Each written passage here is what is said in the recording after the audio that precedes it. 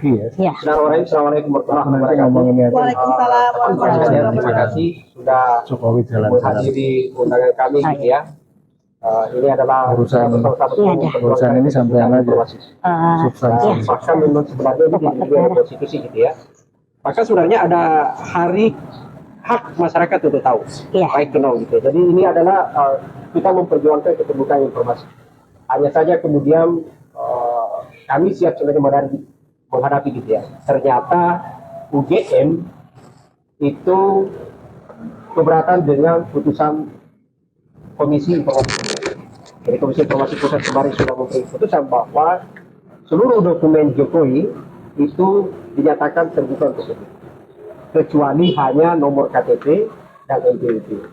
Dan daftar nilainya yang 2,50 sekian yang disebut OPA gitu ya, OPA. Tapi ternyata belakangan UGM itu ogah untuk kemudian membuka dokumen Jokowi. Nah, saya penasaran gitu ya, kami di Bonjoy penasaran apa sebenarnya motif di balik ini. Sampai kemudian tiba-tiba UGM yang awalnya di persidangan itu menyatakan bahwa, maka mereka bertanya sisa bagaimana teknis penyerahan, tapi kemudian tiba-tiba keberatan. Dan anehnya keberatan itu kan dilakukan justru di saat putusan harusnya sisa diserahkan, karena sudah ingkrah, sudah melewati batas 14 gitu ya. Tapi tidak masalah. Saya itu pertama gitu ya, kami penasaran untuk itu karena ini memang skandal ijazah gitu ya, bukan skandal ijazah itu ini harus dibuka secara beneran gitu ya, harus dibuka semua. Dan ada beberapa hal yang menurut saya harus kita klarifikasi kepada publik. Tujuan ini kan pertanyaan besar yang harus dijawab adalah sesungguhnya paling tidak ada dua. Untuk pertama dari sisi klaster gitu ya, yaitu adalah bahwa kalau banyak orang menyebut ijazahnya Jokowi itu palsu, bukan hanya soal ijazahnya palsu. Ini soal sesungguhnya adalah pertanyaan mendasarnya, kenapa bisa kemudian tiba-tiba lolos sebagai calon wali kota, sebagai calon gubernur, dan sebagai calon presiden. Ini kan semua harus diklarifikasi. Apakah itu benar memenuhi syarat atau tidak? Ini harus dilihat posisinya. Dan pertanyaan besar itu adalah harusnya dijawab oleh paling tidak 3 aktor.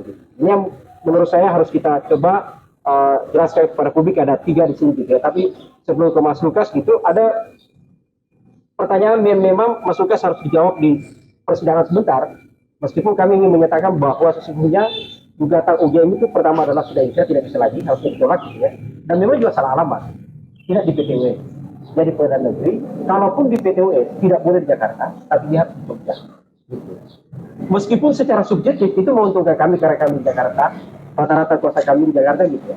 Dan bukan persoalan keuntungan pribadi, ini adalah soal kewenangan, soal deliknya di mana dan kewenangannya di mana disidangkan. Tapi sebentar kita akan ajukan di persidangan. Sebelum itu adalah saya ingin menjelaskan bahwa pertanyaan besar yang harus dijawab untuk nanti di persidangan itu adalah saya memberi catatan paling tidak ada 5. Pertama adalah yang memang selama ini harus dijawab di publik, apakah benar Jokowi itu punya ijazah? Nanti Pak Jimmy nanti akan menjawab, apakah benar Jokowi punya ijazah? Karena kalau dia punya ijazah, mereka hanya selalu berdalih akan menyerahkan di persidangan. Sudah terlalu banyak persidangan dilakukan. Dan mereka tidak pernah ada. Hari ini kami menonton sebenarnya Jokowi tidak perlulah keliling Indonesia, tapi datang ke PTW menyatakan bahwa ini loh ijazah itu memang ada.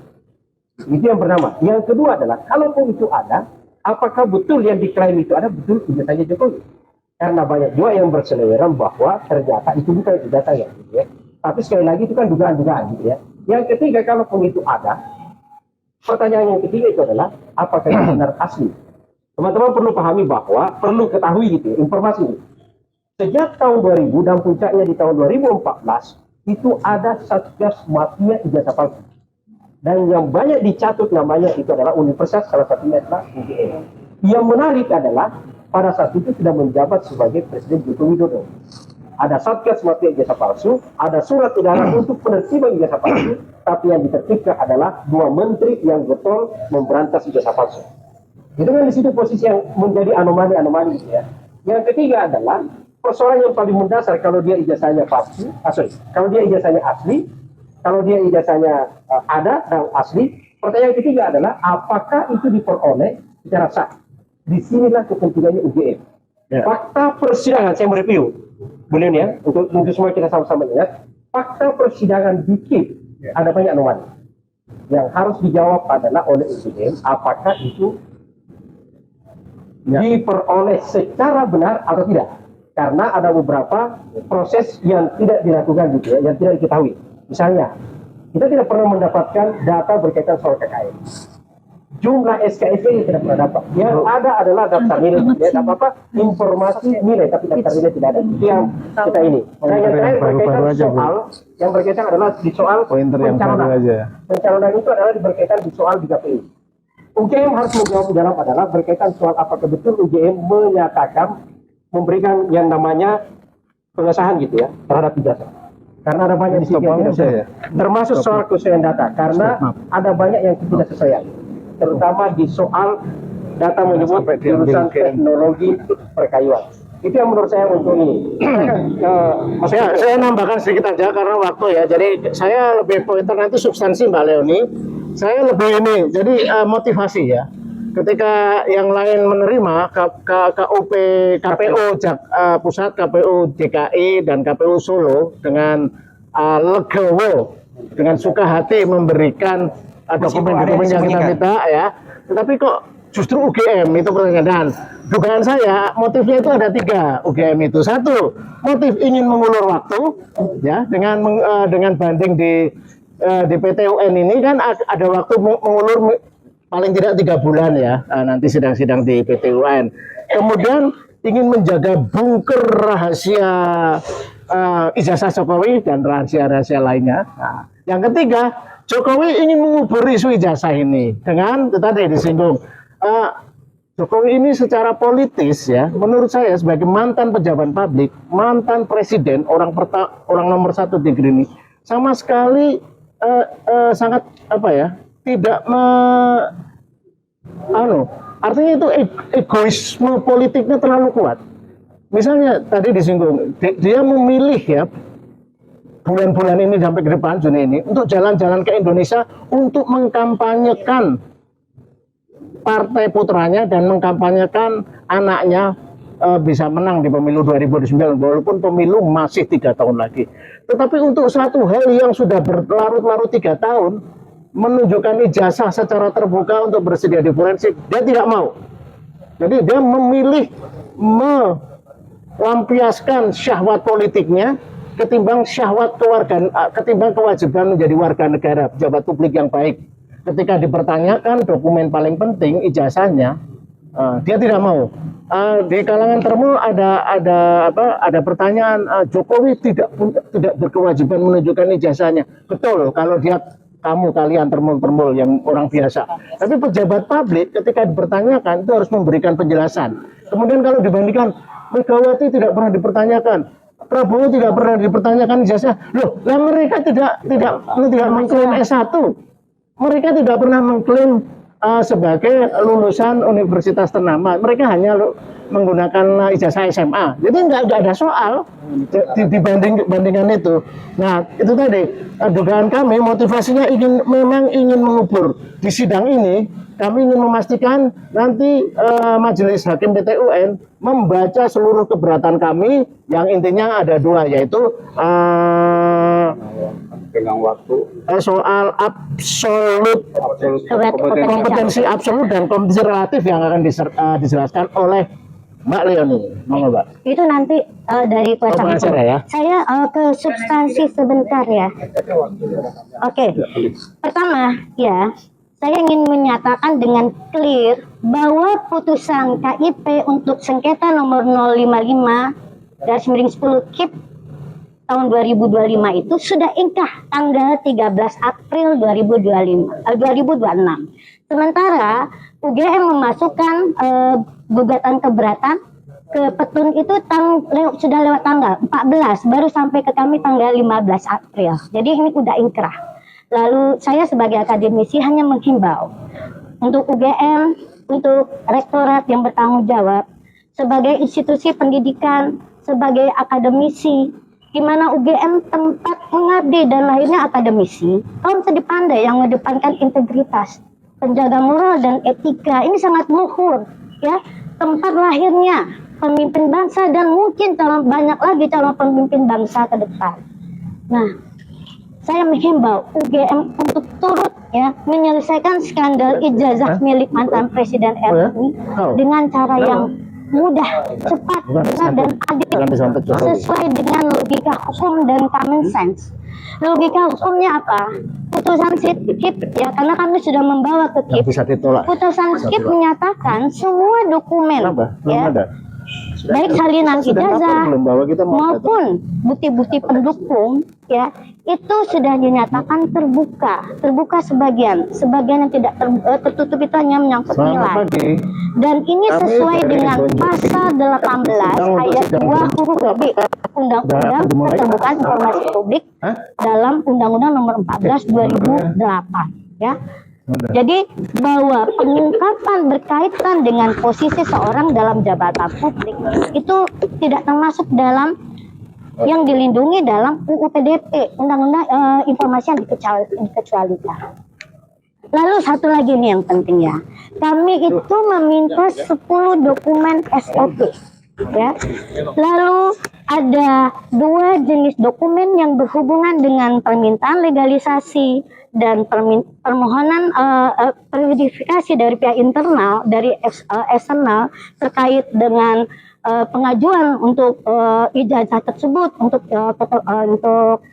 jabatan publik. Itu benar-benar dari awal itu sudah terbuka ya, terbuka itu dokumen terbuka. Lalu bahkan dalam dokumen akademik ya, seperti laporan KKN, skripsi, buku wisuda, itu juga informasi yang terbuka. Lalu yang lain-lain yang berhubungan dengan nilai ya, itu sudah dinyatakan oleh hakim, hanya yang ditutup itu adalah hanya bagian nilainya saja.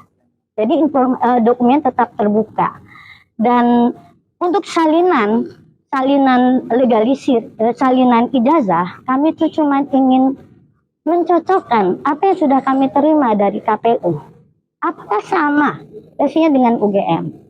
Dan yang sangat penting adalah kami tunjukkan ya, apakah UGM berani mengakui bahwa beberapa versi dari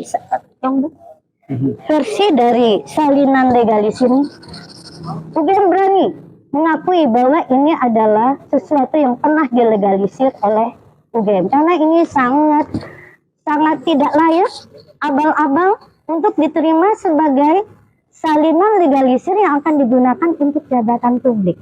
Bahkan kami sudah mencocokkan dengan CV-nya juga menurut saya untuk setingkat level jabatan publik itu sangat tidak layak.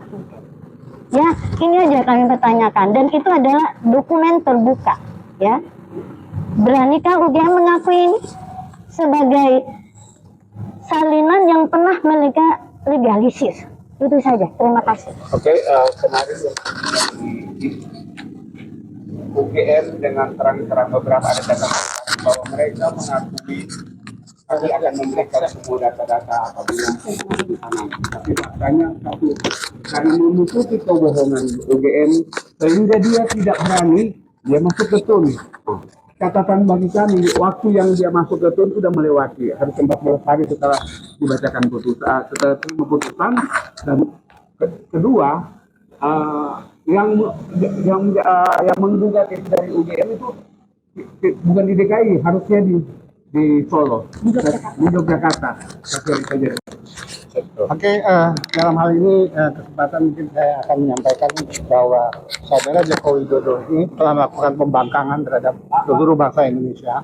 Pertama, ketika tanggal 16 April 2025, ketika warga masyarakat datang ke rumahnya minta beliau untuk menunjukkan ijazahnya, beliau tidak mengizinkan pada waktu itu. Kemudian yang kedua, ketika dalam sidang-sidang yang mestinya beliau dihadirkan untuk datang, beliau tidak datang. Itu dalam sidang-sidang yang hubungannya dengan ijazah. Kemudian yang ketiga, hari ini adalah kelanjutan dari putusan dari Komisi Informasi Pusat bahwa di sana dalam Undang-Undang Nomor 14 Tahun 2008 pasal 17 dan 18 sebagai pejabat negara, beliau harus bersedia, katakanlah memang dalam prosesnya juga harus mengikuti prosedur. Kalau dokumen-dokumen yang katakanlah masalah ijazah dan lain-lain itu terbuka untuk umum. Nah, saat ini bukan hanya Joko Widodo yang melakukan pembangkangan, tapi Universitas Gadjah Mada, universitas besar di Indonesia ini melakukan pembangkangan terhadap bangsa Indonesia karena udah ada putusan dalam KIP kalau ijazah, dokumen-dokumen Jokowi selama dia berkuliah di Universitas Gadjah Mada, kemudian ijazah itu digunakan pada saat dia melegalisir, termasuk juga dokumen-dokumen standar-standar yang dia digunakan UGM pada tahun 1980, 1985 yang mestinya berhubungan apakah benar-benar UGM memproduksi ijazah tersebut, itu dia tutupi sampai sekarang dia bawa ke sidang peradilan tata usaha negara ini. Jadi buat kita ini betul-betul di samping Joko Widodo melakukan pembangkangan, Universitas Gadjah Mada yang universitas besar adalah juga lembaga negara, lembaga pemerintah yang bukan badan hukum yang bukan lembaga negara melakukan pembangkangan. Sampai kapan ini mau ditutupi? Saya pikir udah waktunya mereka harus membuka, sehingga kalaupun di sini ya tentunya kami yakin kalau majelis hakim akan menolak keberatan yang UGM sampaikan di sidang ini nanti. Terima kasih. Ya, saya tambahkan. Kami Bon Jovi ya berjuang. Bon Jovi ya. Bon Jovi itu adalah bongkar ijazah Jokowi. Ya, kami berjuang dari awal ini adalah melawan UGM. Dari awal kami menduga UGM ini adalah dipakai. Kami menduga keras memang UGM ini bagian dari kong kali kong. Ya, dari UGM juga ya, ini. untuk melindungi ijazah yang diduga palsu. Ya.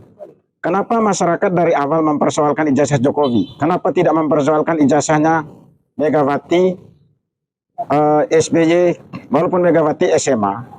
Tapi kalau ada keanehan, itu orang persoalkan. Di ijazah Jokowi ini banyak sekali keanehan, itu dari awalnya. Pertama itu fotonya kentara sekali dengan kasat mata, itu bukan foto dia.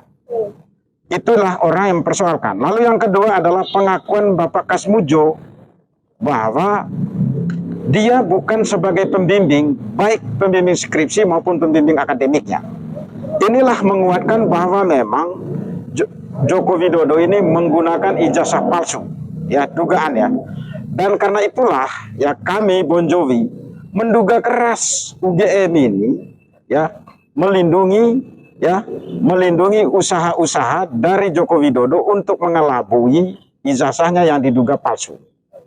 Lalu yang kedua, ya, saya sebagai lawyer dari Bon Jovi meminta kepada masyarakat Indonesia, karena Jokowi ini mau bersafari nih, minta kepada Jokowi tunjukkan ijazahnya, ya. Sampai sekarang ijazahnya tidak ditunjukkan. Di Polda Metro dia mengatakan, polisi mengatakan ada ratusan bukti, 505 bukti ya. Ini salah satu kuasa di Roy Suryo CS ya. Jadi tidak perlu bukti yang banyak-banyak. Jokowi tunjukkan saja. Nah, kenapa masyarakat harus minta Jokowi tunjukkan ijazahnya? Ini sangat penting. Ya, salah satu tantangan bangsa ini tidak maju adalah kejahatan dalam bidang ekonomi. Saya pengajar ilmu hukum, ya, pengajar ilmu hukum tindak pidana dalam ekonomi. Salah satu tindak pidana dalam ekonomi itu adalah tindak pidana pemalsuan. Ya, pemalsuan akte otentik, pemalsuan hoax, dan pemalsuan ijazah-ijazah seperti ini. Ijazah itu sangat rentan digunakan, yang menimbulkan satu hak. Jadi itu kami akan hadapi Jokowi dalam persidangan ini. Kami minta BUMN, PT UN ini tidak boleh mau ditunggangi oleh usaha-usaha untuk melindungi ijazah palsu. Terima kasih. Oke, kita udah mulai ke dalam yuk. Ya.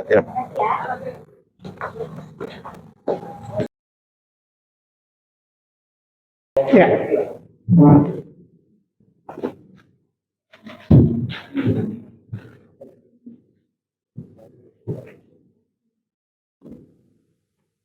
Kita ayat 1 sampai 11 dan selanjutnya.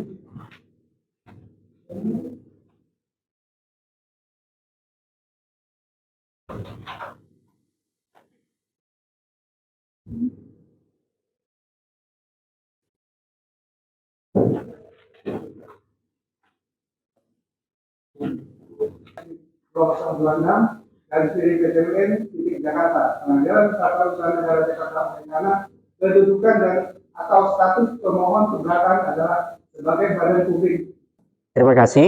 Sama kita saksikan tadi sudah barusan selesai persidangan gitu ya, di ruangan apa namanya nih, ruangan cerita gitu. Saya ingin menjelaskan bahwa ini adalah kami datang di sini dalam hal karena UGM itu keberatan atas putusan Komisi Informasi Pusat. Dasar penyelesaian untuk sengketa ini adalah ada di Peraturan Mahkamah Agung nomor 2 tahun 2019. Itu rujukan dasarnya. Satu adalah itu kami membahas berkaitan soal kewenangan absolut dan kewenangan relatif. Kewenangan absolut itu siapa yang bisa menyidangkan sebenarnya kasus ini? Sengketa ini siapa? Itu sangat tegas di sana. Ada disebut badan publik negara dan badan publik selain negara. Jadi di situ. Nah, kami menempatkan UGM itu adalah selain. Jadi harusnya adalah yang di kasus apa sengketa ini disidangkan bukan di Pengadilan Tata Usaha Negara. Makanya kami menyatakan dalam jawaban bahwa bukan kewenangannya Pengadilan Tata Usaha Negara, tapi kewenangannya adalah Pengadilan Negeri. Itu yang mendasar. Yang kedua adalah karena kedudukannya.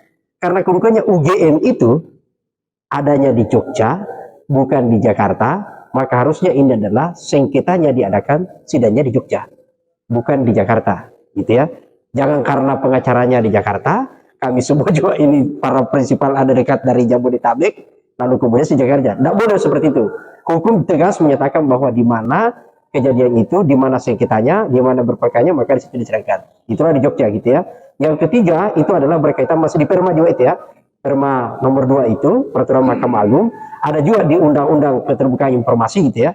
Tegas bahwa kalau mau menyelesaikan sengketa, kalau misalnya mereka keberatan terhadap sengketa, maka diberi waktu 14 hari. Itulah jawaban kami keberatan tadi. Nanti boleh dijelaskan lebih detailnya gitu ya. Bahwa ternyata setelah putusan di Komisi Informasi Pusat, putusan itu dibacakan, sampai kemudian putusan itu dia terima, dan kita hitung kemudian mengajukan keberatan di sini, itu lewat dari 14 hari. Lewat 1 hari gitu ya. Itu artinya sebenarnya adalah jawaban ini, keberatan ini ditolak. Itu dasar itu argumentasi yang paling ini. Bro nih, saya. Terutama soal kadaluarsa ya, saya tambahkan. Jadi kami itu menghitung dengan teliti. Dasarnya adalah 14 hari kerja setelah dokumen putusan diterima oleh rakyat. Nah, sudah dihitung. Itu batas terakhir dengan menghilangkan hari libur, tanggal merah, cuti bersama, bahkan cuti bersama. Kita sudah hitung satu-satu itu. 14 hari itu tanggal berapa? 14 hari itu berakhir di tanggal 13 April. Ya. Nah, saya kan memonitor terus karena kami sempat menanyakan ke UGM ini kapan serah terima dokumen, karena tidak ada pemberitahuan. Dan hari Jumat ya. Hari Jumat itu sekitar tanggal berapa ya? 10 atau 12 April itu ya. Dari itu ya. Kita habis dari KPU terima dokumen, saya kontak UGM. Kapan UGM mau serahkan? Nah, UGM baru hari itu menyatakan kami sedang mengupayakan banding. Nah, jadi belum mendaftar. Belum mendaftar. Belum. Nah, saya ingatkan gimana nih cari? Apakah udah terdaftar atau belum? Saya monitor sejak hari Jumat itu sampai hari Senin. Senin itu tanggal 13 April itu ya. Saya cek ke SIP-nya pun, saya cek ke PTUN Yogyakarta, nggak ada. Sampai tanggal 14 April itu baru ada keterbukaan informasi publik yang dimana yang mengajukan itu, gugatan keberatan itu adalah atasan UGM. Itu baru tanggal 14 April. Tapi belum ada info apa-apa. Ya, tidak ada apa. Kemudian tanggal 15 baru ada tambahan. Dan Mas Lukas pada hari itu sepertinya langsung ya dikirim oleh Petun ke alamat Mas Lukas. Mas Lukas karena ada di Jakarta tanggal 15 sore itu terima ya. Saya belum terima. Saya besoknya baru. Jadi secara waktu ya menyoal kepada aturan bandingnya, putusan ini udah inkrah, benar-benar udah inkrah ya, karena ini udah putusan dari pengadilan. Nah, jadi udah udah nggak ada upaya harusnya. Makanya waktu saya hari Senin sampai Senin malam lewat tanggal malam itu saya cek terus sudah ada. Saya alhamdulillah udah beres nih urusan kita yang satu ini, tinggal terima dokumen dari UGM. Kok tahu-tahu tanggal 14 April kaget Mas Lukas bilang saya terima surat dari Petun gitu. Nah itu di sana kita bahas. Terus mengenai pokok perkara, dari sisi pokok perkara, kalaupun ini tidak ada putusan sela, walaupun kita pikir ini ada putusan sela, dari sisi pokok perkara ini kenapa Petun harus mendukung keputusan KIP? Karena kita di 3 perkara sebelumnya itu juga dikabulkan. Jadi seperti sudah teman-teman sudah mendengarkan, semua uraian kita terhadap argumen-argumen dari penggugat pemohon keberatan itu sudah kita tolak satu-satu dengan argumen yang kuat ya, dan dikuatkan oleh bahwa kita sudah menerima tidak hanya salinan dokumen loh dari ijazah S1 Jokowi, bahkan semua dokumen pendukung, semua berkas yang ada di yang diajukan ketika paslon itu mengajukan di KPU, termasuk apa? Bahkan ijazah SMA, SD, SMP itu kalau pilkada tuh mulai dari ijazah SD, SMP, SMA itu ada dan kita terima semua. Dan bahwa ini adalah informasi terbuka udah bukan tertutup lagi, apalagi ijazah yang udah pernah digunakan. Bahkan sesuatu yang buat semua orang itu private, nggak bisa diinginkan adalah data kekayaan. Data kekayaan itu kan rahasia, tapi begitu dia menjabat pejabat publik, malah wajib mengunggah dan melaporkan dalam hal. Jadi, jadi semua dokumen kami ada 10 SOP itu jelas tanpa lewat itu UGM atau badan publik itu menyerahkan sesuatu yang berhubungan dengan namanya SOP. Yang kedua adalah 2 berkas yang terkait dengan pencalonan Bapak Joko Widodo untuk mendapatkan di KPU. Itu juga adalah dokumen publik. Kemudian 8 dokumen yang berkaitan dengan akademik itu sebagiannya mau tidak mau itu juga adalah dokumen publik. Kenapa? Karena itu adalah suatu karya intelektual yang memang sifatnya akan dipublish untuk share pengetahuan. Contohnya apa? Skripsi, laporan KKN, dan contohnya juga yang terbuka buku wisuda. Nah, yang wisuda itu kan sesuatu yang berhubungan dengan nilai atau transkrip. Tapi itu pun sudah dinyatakan, dijelaskan oleh CIP bahwa dokumen itu kalau ada yang dirahasiakan tidak berarti dokumen itu tertutup atau tidak diberikan. Dokumen itu tetap terbuka, tetapi istilahnya ditertutup sebagian. Apa yang sebagian? Hanya yang bagian yang dikecualikan itu yang disensor. Jadi transkrip itu berhak mendapatkan karena itu bagian dari pembuktian, dan yang ditutup itu hanya nilainya saja. Demikian.